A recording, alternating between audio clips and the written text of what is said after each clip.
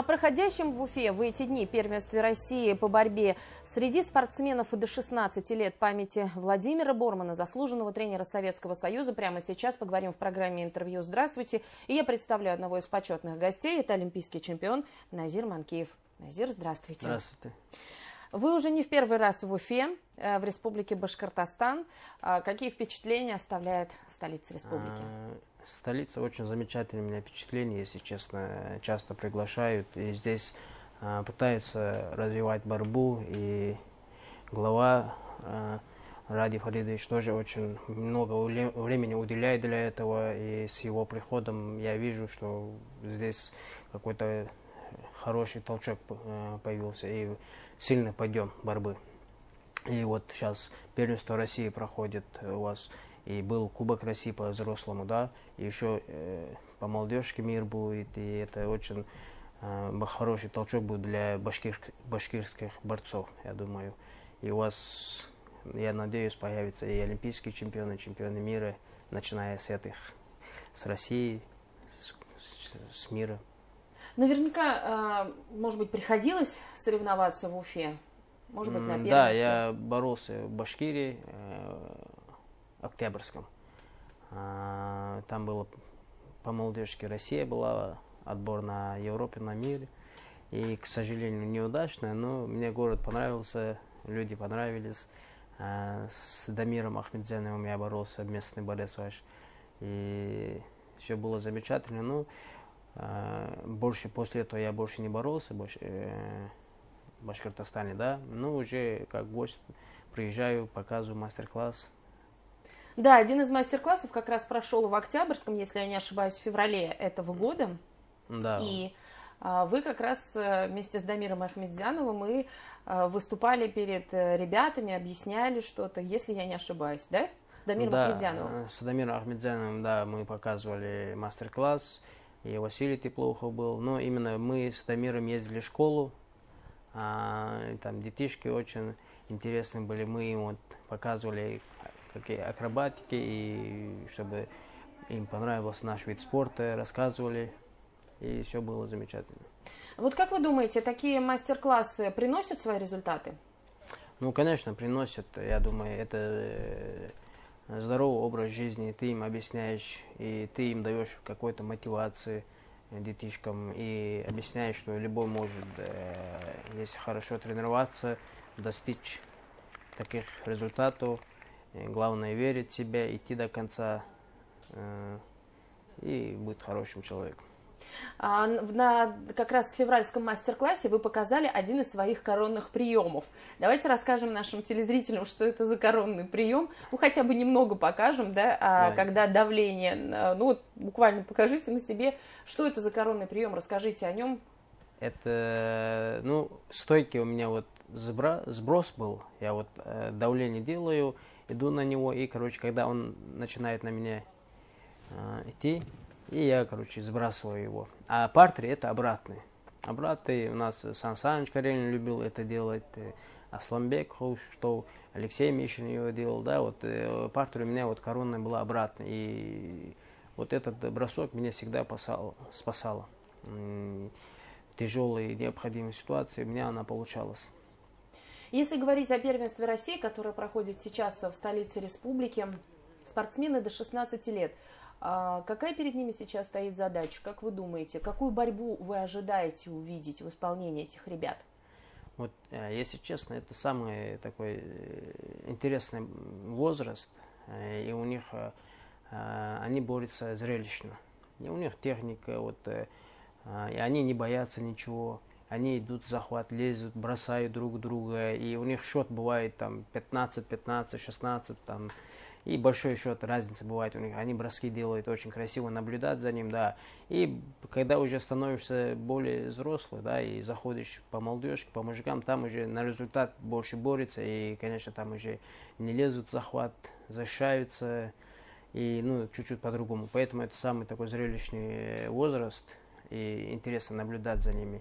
Я думаю, будет очень зрелищно, интересно наблюдать, и поэтому всех башкирских зрителей приглашаю посмотреть первенство России. И понятно, что победители, призеры получат путевки на международные соревнования. А вот что делать в таком случае проигравшим? Вот как им быть? Бросать занятия спортом и борьбой или дальше все-таки продолжать тренироваться?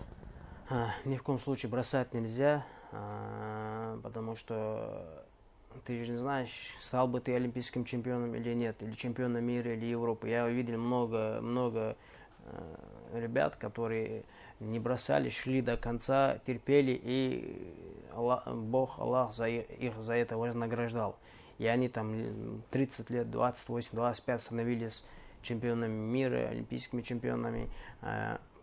Я сам по юношам ничего не выиграл, и поэтому я, если тогда бросил бы и не стал бы олимпийским чемпионом, нельзя отчаиваться, идти до конца, верить, что и поставить цель перед собой, там, Олимпийские игры, чемпион мира, Европы, и идти к этому, да.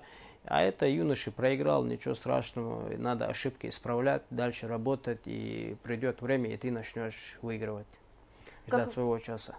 Как вам удалось, вот когда вы в юношах не выигрываешь, когда вообще в принципе не выигрываешь в любом возрасте, это же может подорвать интерес, энтузиазм, мотивацию. Как вы выстояли?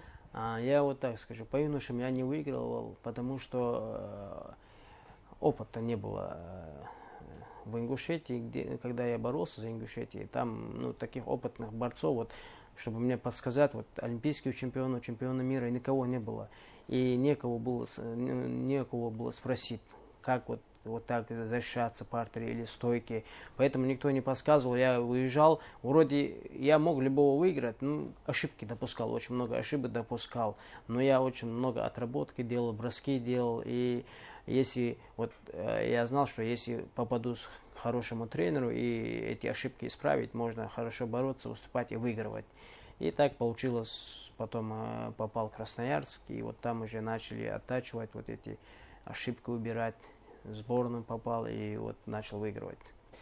Ваше олимпийское золото стало, скажем так, стартовым. После этого открылся поток, наконец-то, золотых наград олимпийской сборной России. Каково это быть первым не только в своем виде спорта, но и от всей олимпийской сборной? Честно, очень приятно было, очень радостно было, что первая золотая медаль. Главное, золотая, конечно, разницы нет, последней, середине ты первый выигрываешь, когда еще первый, это для страны приносишь ты, да, это очень приятно. Мы когда готовились к Олимпиаде, выезжали с Исламбеком Альбиевым, сидели, я ему рассказывал, вот я говорю, золотой медали нету, уже третий день был. Надо поехать, выигрывать, спасать страну. Я выиграл первую золотую, а ты вторую, давай договоримся. Так, шутку это шутили. И так получилось. Приехали, и я первый, он второй, вот так. Потом третий Асламбек выиграл.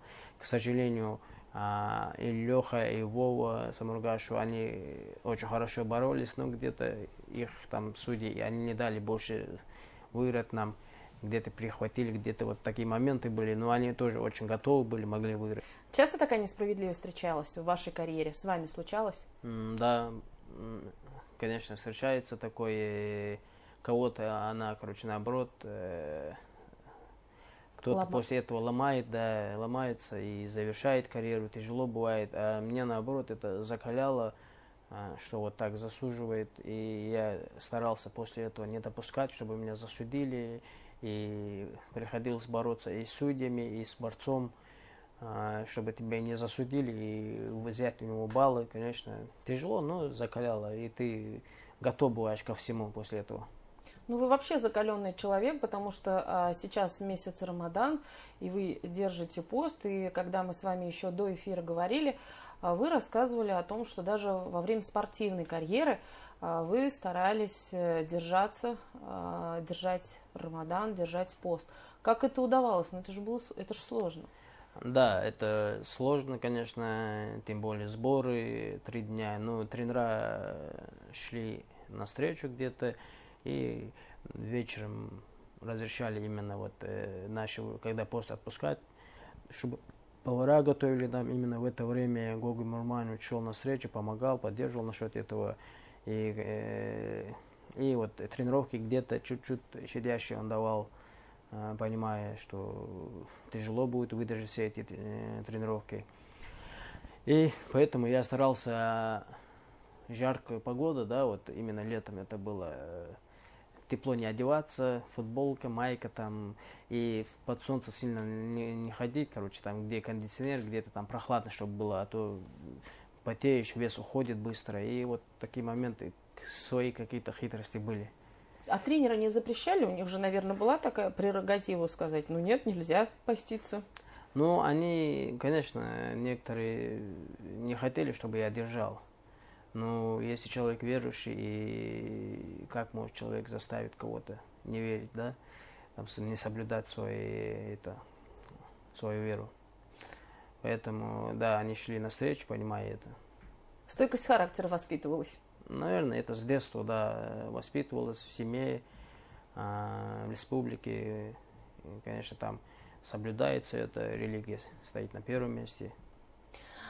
Также, если мы вернемся к борцовской теме, то в августе этого года в столице Башкортостана пройдет первенство мира среди спортсменов до 21 года. Насколько это престижное событие именно для России, для республики? Как считаете? Для России, для республики это очень престижно, и не каждый год в России бывает первенство мира, и я даже не помню, когда первенство мира России была вообще.